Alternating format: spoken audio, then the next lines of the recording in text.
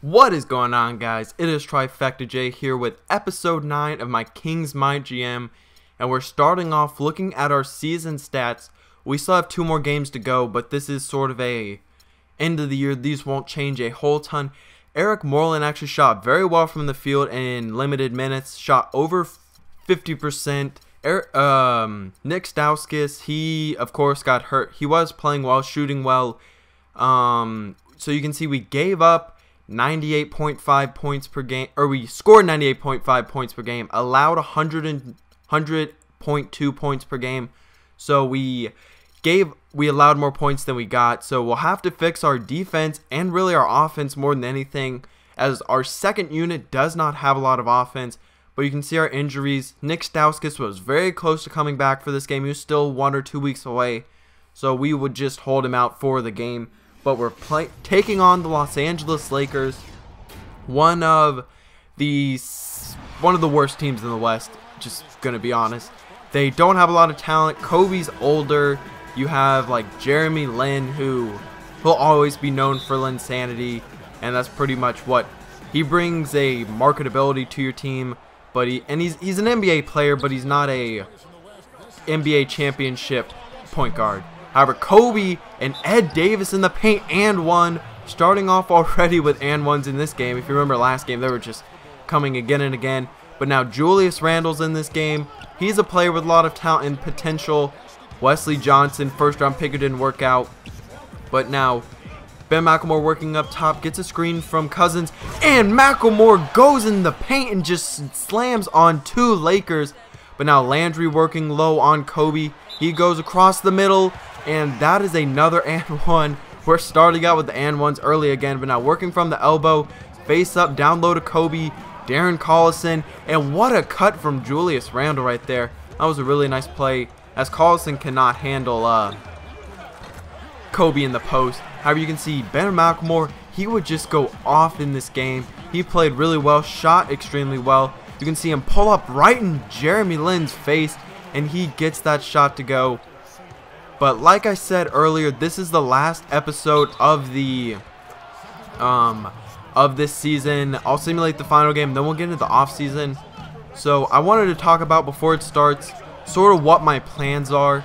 And so my plans are, first of all, I want to upgrade the point guard spot. Darren Collison has played well. He shot very poorly from the field, however, and to me, he's a backup point guard.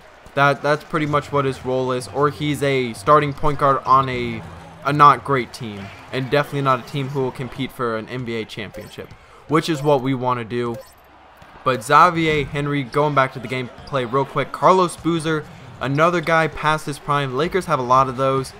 But also, we have a lottery pick from the Celtics that we got in the Rudy Gay trade, so I want to be able to use that. I'm looking at maybe one of the power forwards who are up there, or a small forward like a Justice Winslow, Stanley Johnson, maybe a Kelly Oubre, to go along with Ben McLemore.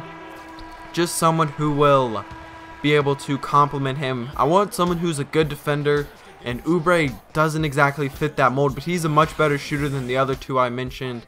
So we'll have to see really who is available and where our pick ends up being. But also, I want to get some bench help. There's not a lot of people on our bench that I feel comfortable with. I like Ray McCallum as our backup point guard. He provides a nice scoring burst off the bench. And Eric Moreland is maybe a 5th big man, because he has nice potential as a shot blocker and a rebounder. Because I was looking in, like, per 36, he averages like 15 rebounds a game or something crazy like that. So showing you that he can rebound very well. And we just don't have a lot of scoring coming off our bench. That's probably the biggest thing. And we also don't have any defense, which you gotta at least have one or the other. So we'll have to look to upgrade through the draft and free agency. And so if there are any players that you want to see me go after in free agency, leave them down in the comments, or a player you want to trade for. But next thing, one thing I really noticed this year is that when we had our injuries with Stauskas going down, that really hurt our bench unit. He's another player we could look to deal him, but I like his 6th man type potential coming off the bench as a shooter. But Carl Landry, like, he's a offensive post player, but I just don't. I'm not a big fan of him. Same with Jason Thompson. So we'll look to upgrade both those spots, our power forward and backup. So really going to the offseason, I like Ben McLemore. He'll probably actually he will be on the team after this offseason. Boogie Cousins will, and other than that, it's really all up in the air. We'll have to see what we can get in the other positions. But now the Lakers just made it a 6-point lead nearing the end of the first half. Moreland shoots from way over almost full court, and that shot's no good. So we go into halftime down by 7. Like I said, against one of the worst teams in the NBA. And you can see we're actually shooting much better than them, but we're still down by 7. Ben McLemore has 13 points in the first half. He's shooting very efficiently. He has like 1 miss so far. And DeMarcus Cousins, 7 rebounds. He might get a double-double. And Darren Collison with 4 assists.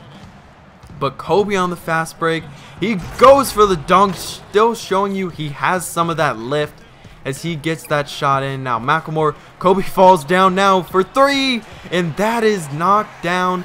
6-point game now, up to 7. 9 minutes left in the third quarter. McLemore going coast to coast, passes it to Cousins though, and a one-legged fadeaway floater type shot. A great play right there. And I don't know if you noticed it there, but that was an animation I've never seen in 2K. Collison like got the pass or rebounded it right there, and sorry, but that was a monster dunk right there.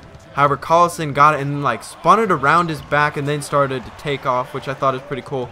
And we've cut the lead to 1. We've played very well to start the second half, but our defense is still struggling. Jeremy Lin just takes Collison off the dribble, and Collison's bodied up by Kobe, but McLemore for 3 knocks it down. That's a 1 point. You can see his 21 points on 9 for 11 shooting. That is like crazy efficient. But Julius Randle, rookie out of Kentucky, I really like his potential. He's another guy. I can't remember where they picked, but that was another guy I would have liked Sacramento to maybe go after in the draft. Just my issue with Stauskas, I really like Stauskas, but you already drafted in the lottery last year, McLemore, so you're either giving up on him or you're just overflowing your roster at certain positions when you need help at others. But Julius Randle goes with a little shake and gets that fadeaway over Carl Landry. So now McLemore crossover, driving, and this is the first time I've ever seen this. Kobe gets called for a flagrant 1. I'd never seen a flagrant before, but the Lakers lead is up to 6, and that's Steve Nash. He's actually the Lakers' backup point guard in this, as of course he's out for the year. I want to say he retired. I honestly can't remember. He was actually one of my favorite players growing up. However, now Ray McCallum, he's going on the break, trying to get into the lane, passes it to Marcus Thornton, and he dunks that in. Thornton's another guy I just don't see myself bringing back. He was on a huge contract. He really helped get the first-round pick. As Rudy Gay is probably not worth a first-round pick, but taking a couple of bad contracts is definitely worth it. Another guy we might try and trade, Gerald Wallace. I don't really know what we will be able to get or what we'll have to give up to trade him, as he'll still make like $10 million next year, which is just not something that I can really handle. But now Ray McCallum in the lane off a great pick, and he puts that up. But the lead is up to 10 for the Lakers. Into the corner for Wesley Johnson, and that 3 is good. 13-point lead. I'll be honest, I was a little rusty in this game. I don't mean to make excuses, but I hadn't played for a little while, and I was really looking forward to the offseason. I think I was watching something while I was playing this game, so I don't mean to make excuses, but if you're wondering like why we're just getting destroyed by the Lakers, that's why. However, we've cut the lead back down to 8 with just under 8 minutes left, and a great dunk right there from Quincy Miller. Our team is very good on the fast break. That's the one area that I feel like we are a great team. We have a lot of athletes on the wings, and Quincy Miller, he's a guy who has potential. I'm not sure if he'll ever reach it now, because he's already been in the NBA for however so long. That's Kobe's third and 1, but he's been in the NBA for so long. He's not a great three-point shooter. He's terrible on defense. I don't know if you saw it in this game. It comes up a little later. Like, he just left so many people open. It was just infuriating, and that doesn't help when you're trying to win. But now we're just getting all the offensive rebounds, and then we finish with a Macklemore and one. A great series right there. I think we got like 3 offensive rebounds. Into the corner for Wesley Johnson. He's shooting very well from the corners. He's another guy sort of along Quincy Miller. I think he was drafted a lot higher though. Quincy Miller was like a 2nd round pick, I want to say. But Wesley Johnson, he was like a top 5 pick, and he's just been terrible. He's played okay for the Lakers, but he's never been what they thought he would be. Or I guess the team that drafted him thought he would be.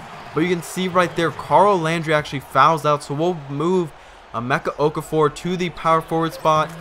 And that did not work out very well as Kobe knocks it down. He came alive in the last couple of minutes. You can see he puts up another bucket as that drops. He's one of the clutchest performers still in this far in his career. But we would end up losing by 9 points to the Lakers. And I forget what that makes our record. I think we were 38-42 or 36-44 coming into this game. So we're now 36-45. I was really hoping we could finish out, as this really wasn't a big season, as we didn't have our draft pick. We are not a playoff team in the West. So it was sort of a lost season, but we'll hopefully improve a lot in the off season. That's what I'm really looking forward to. So if there are any players that you want to see me try and get, leave it down in the comments. And I hope you did enjoy, 'cause I'm out.